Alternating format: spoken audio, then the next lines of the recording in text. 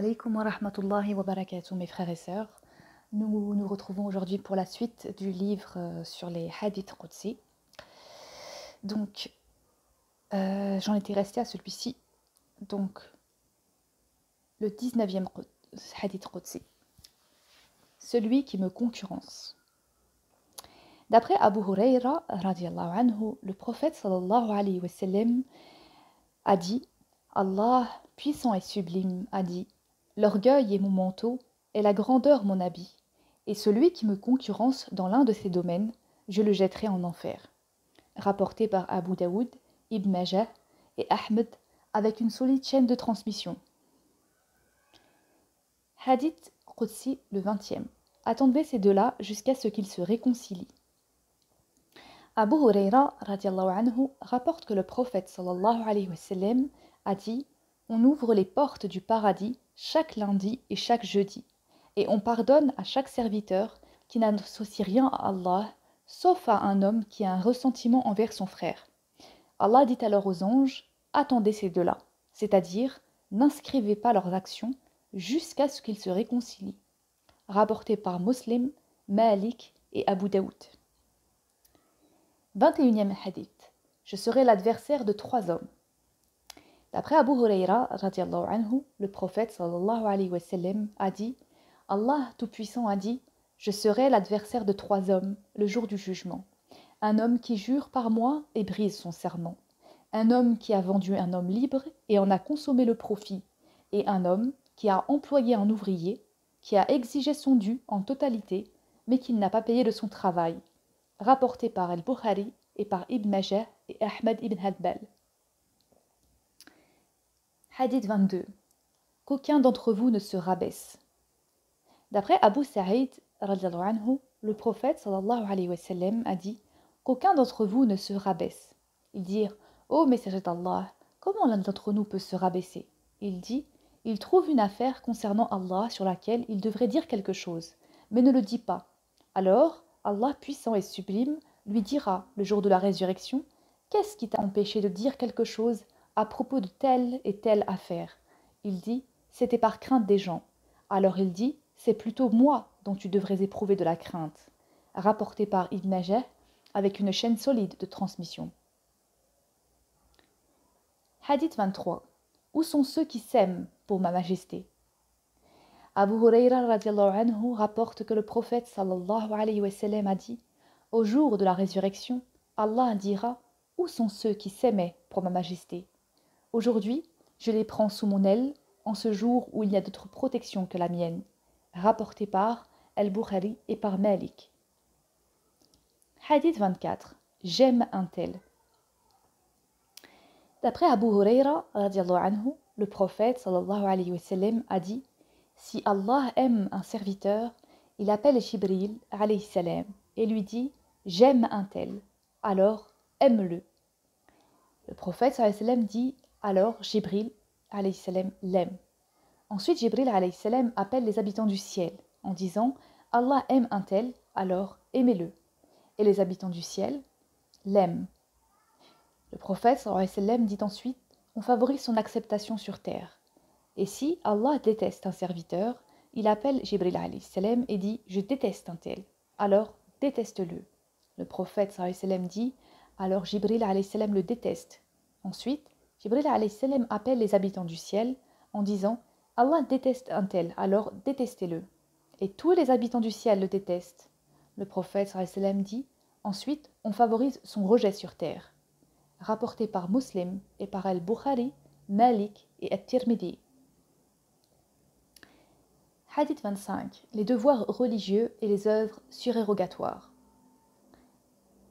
Abu Huraira radiallahu anhu rapporte que le prophète sallallahu alayhi wa sallam a dit Allah puissant et sublime dit Quiconque montre de l'inimitié à un de mes serviteurs dévoués, je lui déclare la guerre. Mon serviteur ne s'approche de moi que parce que j'aime le plus, par les devoirs religieux que je lui ai enjoints, et mon serviteur ne cesse de se rapprocher par des œuvres surérogatoires jusqu'à ce que je l'aime. Quand je l'aime, je suis l'oreille par laquelle il entend, l'œil par lequel il voit, la main par laquelle il frappe et le pied avec lequel il marche. Qu'il me demande quelque chose et je lui donnerai sûrement. et qu'il me demande refuge, je le lui accorderai sûrement. Aucune chose ne me fait hésiter en plus que de prendre l'âme de mon fidèle serviteur. Il déteste la mort et je déteste le blessé. Rapporté par Al-Bukhari. Hadith 26. Le croyant modeste. Abu Umama anhu, rapporte que le prophète sallallahu alayhi wa sallam a dit Allah puissant et sublime dit Véritablement, parmi mes dévoués, celui que je favorise est le croyant vivant, de maigre moyens et s'adonnant à la prière, qui a été particulier dans l'adoration de son Seigneur et lui a obéi du plus profond de lui-même, qui était discret parmi les gens et non ostensible, et dont le salaire était juste suffisant pour le faire vivre, bien qu'il le supporte avec patience. Alors, le prophète sallallahu alayhi wa sallam, il frappa sa main et dit La mort sera arrivée tôt pour lui. On ne l'aura pas pleuré beaucoup, c'est bien rare. Rapporté par At-Tirmidhi et aussi par Ahmed ibn Hanbal et Ibn Majah, sa chaîne de transmission est solide. Hadith 27. Nous désirons combattre une seconde fois pour ta cause. D'après Masruq, anhu, nous avons interrogé Abdullah ibn Mas'ud anhu sur ce verset. Ne pensez pas que ceux qui ont été tués dans le sentier d'Allah soient morts. Au contraire, ils sont vivants, auprès de leur Seigneur, bien pourvus. Surat 3, verset 169. Il répondit, nous avons interrogé le prophète sallallahu alayhi wa sallam sur cela, et il répondit, leurs âmes sont à l'intérieur d'oiseaux verts, ayant des lampes attachées au trône, parcourant librement le paradis, où qu'ils le veuillent, puis ils reviennent à ces lampes. Leur Seigneur leur dit une fois, désirez-vous quelque chose? Ils dirent, qu'allons-nous désirer alors que nous nous déplaçons n'importe où nous voulons dans le paradis? Et il fit de même 3 fois.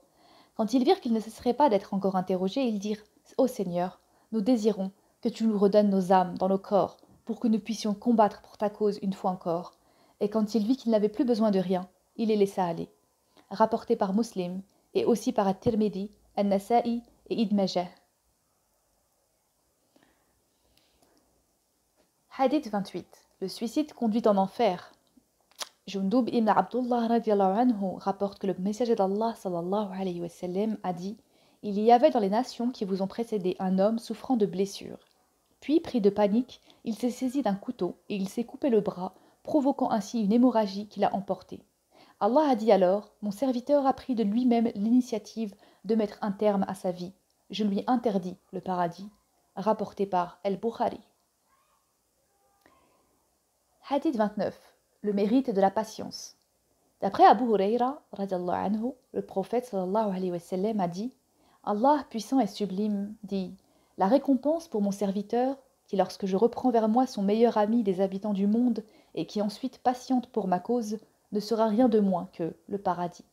Rapporté par Al-Bukhari. Hadith 30. Rencontrer Allah.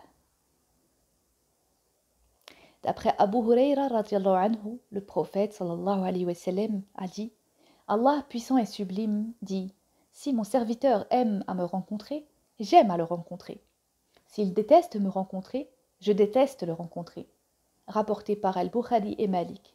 La version de Muslim, Aisha radiallahu anha dit Le prophète sallallahu alayhi wa sallam a dit Si un serviteur aime à rencontrer Allah, Allah aime à le rencontrer. S'il déteste à le rencontrer, Allah déteste également à le rencontrer. Ô prophète d'Allah, est-ce que c'est à cause du dégoût de la mort, puisque nous détestons tous la mort? Le prophète sallallahu alayhi wa sallam dit Cela n'est pas cela, mais plutôt que quand le croyant reçoit des nouvelles de la miséricorde d'Allah, de son approbation et de son paradis, il aime à rencontrer Allah, et Allah aime à le rencontrer. Mais quand un mécréant reçoit des nouvelles de la punition d'Allah et de son mécontentement, il déteste rencontrer Allah, et Allah déteste le rencontrer. Hadith 31. Défier la miséricorde d'Allah. Abu Jundub radiallahu anhu rapporte que l'envoyé d'Allah sallallahu alayhi wa sallam a dit Un homme a dit une fois Par Allah, Allah ne pardonnera pas à un tel. Allah dit alors Qui ose jurer contre moi que je ne pardonne pas à un tel? Je lui ai pardonné et j'ai anéanti ta propre œuvre. Rapporté par Muslim. Hadith Qudsi 32. Disperser mes cendres. Abu Huraira radiallahu anhu rapporte que le prophète sallallahu alayhi wa sallam a dit Un homme commit de grands péchés contre lui-même. Et quand la mort vint à lui, il recommanda à ses fils Quand je serai mort, brûlez-moi, puis broyez-moi, et dispersez mes cendres dans la mer, car par Allah, si mon Seigneur prend possession de moi, il me punira comme il n'a jamais puni personne d'autre. » Alors ils lui firent ainsi qu'il le voulait. Alors Allah dit à la terre, « Produis ce que tu as pris, et le voilà. » Et il lui dit, « Qu'est-ce qui t'a fait faire ce que tu as fait ?» Il dit, « Par peur de toi, ô mon Seigneur. » Ou il dit, « Par crainte de toi. » Et à cause de ça, il lui pardonna. Rapporté par Muslim et aussi par Al-Bukhari, Al-Nasa'i et Ibn Majah. Hadith 33. Fais ce que tu veux, car je t'ai pardonné. Abu Huraira radiallahu anhu rapporte que le messager d'Allah sallallahu alayhi wa sallam a dit, parmi les paroles qu'il rapporte de son Seigneur puissant et sublime, mon serviteur a commis un péché. Puis il a dit, mon Dieu, pardonne-moi mes péchés. Allah béni et exalté soit-il répond alors, mon serviteur a commis un péché et a su qu'il avait un Seigneur qui pardonne les péchés et qui châtie celui qui les commet. Mais le serviteur recommença à pécher et demanda à nouveau, Seigneur, pardonne-moi mes péchés. Et Allah, béni et exalté soit-il, renouvela son pardon. Mon serviteur a commis un péché et a su qu'il avait un Seigneur qui pardonne les péchés et qui châtie celui qui les commet. Puis le serviteur pécha à nouveau il implora, Seigneur, pardonne-moi mes péchés. Et Allah, exalté et béni soit-il, proclame, mon serviteur a commis un péché et a su qu'il avait un Seigneur qui pardonne les péchés et qui châtie celui qui les commet. Qu'il fasse donc ce qu'il veut. C'est-à-dire, tant qu'il fera suivre ses fautes d'un repentir, je lui pardonnerai. Rapporté par Muslim et par Al-Bukhari. Hadith 34. Ô fils d'Adam, si tes péchés atteignent les cimes du ciel. Anas radiallahu anhu rapporte que le messager d'Allah sallallahu alayhi wa sallam a dit, Allah Tout-Puissant a dit, ô fils d'Adam alayhi salam, aussi longtemps que tu m'appelleras et que tu me prieras, je te pardonnerai pour ce que tu as fait et je ne t'en tiendrai pas rigueur. Ô fils d'Adam, même si tes péchés devaient atteindre les nuages du ciel et que tu me demanderais alors pardon, je te pardonnerai. Ô fils d'Adam, même si tu venais à moi avec des péchés aussi grands que la terre et que tu te présentais alors à moi, sans m'attribuer aucun associé, je t'accorderai un pardon presque aussi grand. Rapporté par At-Tirmidhi et aussi par Ahmad ibn Hanbal. Sa chaîne de transmission est forte. Hadith 35. Le dernier tiers de la nuit. D'après Abu Huraira, radiallahu anhu, le prophète sallallahu alayhi wa sallam a dit, notre Seigneur, qu'il soit glorifié et exalté, descend chaque nuit au ciel de la terre au dernier tiers de la nuit. Et il dit, qui est en train de prier pour que je lui réponde? Qui demande quelque chose pour que je lui accorde? Qui demande miséricorde pour que je lui pardonne?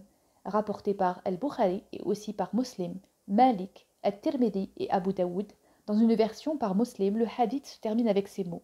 Et il continue ainsi jusqu'à ce que la lumière de l'aube apparaisse. Hadith 36. L'intercession.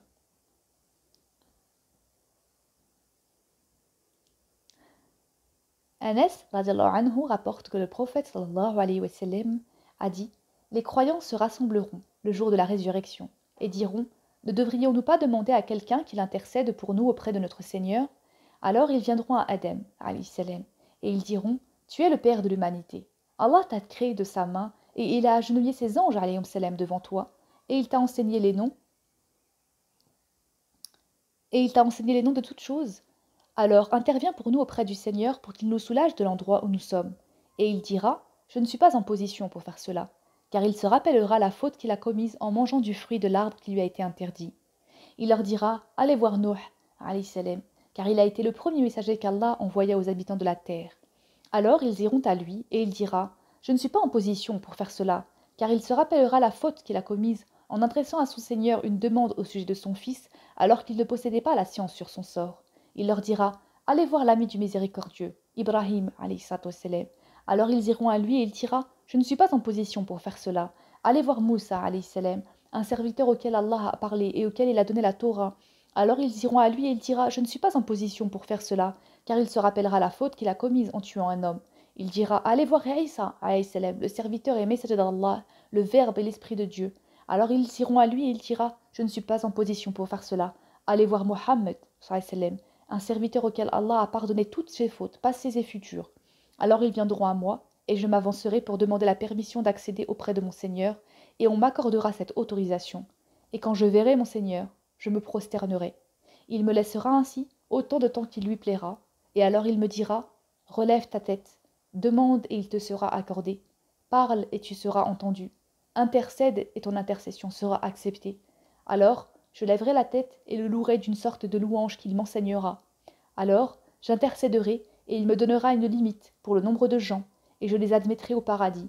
Je retournerai ensuite à lui, et quand je verrai mon Seigneur, je me prosternerai comme avant.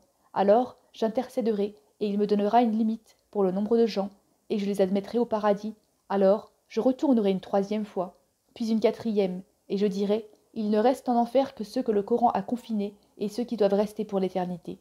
Rapporté par Al-Bukhari et par Muslim, At-Tirmidhi et Ibn Majah. Dans une autre version de Bukhari, le hadith se termine ainsi. Sortira de l'enfer celui qui a dit « Il n'y a de Dieu qu'Allah » et qui a dans son cœur de la bonté du poids d'un grain de blé. Alors sortira de l'enfer celui qui a dit « Il n'y a de Dieu qu'Allah » et qui a dans son cœur de la bonté du poids d'un grain d'orge. Alors sortira de l'enfer celui qui a dit « Il n'y a de Dieu qu'Allah » et qui a dans son cœur de la bonté du poids d'un atome. Hadith 37. J'ai préparé pour mes serviteurs pieux ce qu'aucun œil n'a jamais vu. D'après Abu Huraira, anhu, le messager d'Allah sallallahu alayhi wa sallam, a dit Allah a dit, j'ai préparé pour mes serviteurs pieux ce que nul œil n'a vu, et ce que nulle oreille n'a entendu, ce qu'aucun cœur humain n'a ressenti. Ceci est attesté par le livre d'Allah. Aucun être ne sait ce qu'on a réservé pour eux, comme réjouissance pour les yeux en récompense de ce qu'ils œuvraient. Surat 32, verset 17. Rapporté par Al-Bukhari, Muslim et Tirmidhi et Ibn Majah. Hadith 38. Jibril alayhi salam observe le paradis et l'enfer. D'après Abu Huraira, anhu, le messager d'Allah sallallahu alayhi wa sallam a dit lorsqu'Allah créa le paradis et l'enfer, il ordonna à l'ange Jibril alayhi salam d'aller contempler le paradis en lui disant observe-le et contemple ce qui j'y ai préparé pour ses habitants. Le prophète sallallahu alayhi wa sallam dit alors il y alla, puis il regarda et vit ce qu'Allah y avait préparé pour ses habitants. En revenant, il dit je jure par ta suprême majesté, ô Allah, que nul n'en entendra parler sans vouloir y demeurer. Allah ordonna alors que le paradis soit bordé de choses désagréables et commanda à Jibril alayhi salam de revenir le contempler de nouveau. À son retour, Jibril alayhi salam déclara cette fois par ta suprême majesté, ô Allah, je crains que personne n'y entre. Allah dit alors va contempler l'enfer et regarde ce que j'y ai préparé pour ses habitants. Lorsque Jibril alayhi salam revint, il déclara je jure par ta suprême majesté, ô Allah, que nul n'entendra parler sans vouloir y réchapper. Allah ordonna alors que l'enfer soit bordé de plaisir et ordonna à Jibril alayhi salam de retourner le contempler. Celui-ci déclara à son retour par ta suprême majesté, ô Allah, je crains que personne n'en réchappe. Rapporté par Tirmidhi, qui dit que c'est un bon et solide hadith, et aussi par Abu Daoud et An-Nasa'i. Hadith 39e. Dispute entre le paradis et l'enfer. D'après Abu Saïd al-Khudri, anhu, le messager d'Allah sallallahu alayhi wa sallam, a dit le paradis et l'enfer se disputaient. Et l'enfer a dit en moi sont les tyrans et les orgueilleux. Le paradis a dit en moi sont les faibles et les nécessiteux. Alors Allah jugea entre eux, disant tu es le paradis et ma miséricorde. À travers toi j'accorde ma miséricorde à qui je veux. Et tu es l'enfer, mon châtiment. À travers toi je châtie qui je veux. Et chacun de vous sera comblé. Rapporté par Muslim et par Al-Bukhari et At-Tirmidhi. Hadith 40e. Je ne me couresserai plus contre vous. D'après Abu Saïd al-Khudri, anhu, le messager d'Allah sallallahu alayhi wa sallam a dit Allah dira aux habitants du paradis ô habitants du paradis, et ils répondront nous voici Seigneur, par ta grâce le bien est dans tes mains. Allah leur dira êtes-vous satisfaits? Ils répondront et comment ne serions-nous pas satisfaits, Seigneur, alors que tu nous as accordé ce que tu n'as accordé à aucune de tes créatures? Allah leur dira alors ne voulez-vous pas que je vous accorde quelque chose encore de meilleur? Quelque chose d'encore meilleur? Et ils diront ô Seigneur, et qu'y a-t-il de mieux que cela? Il dira c'est de vous combler de mon agrément et de ne plus jamais me courroucer contre vous. Rapporté par Al-Bukhari et par Muslim et At-Tirmidhi. Courroucer dans le sens mettre en colère quelqu'un, l'énerver. Synonyme de agacer. Et nous arrivons au bout de ce livre. Je vous retrouve une prochaine fois, Inch'Allah, pour un autre livre. Wassalamu alaikum wa rahmatullahi wa barakatuh.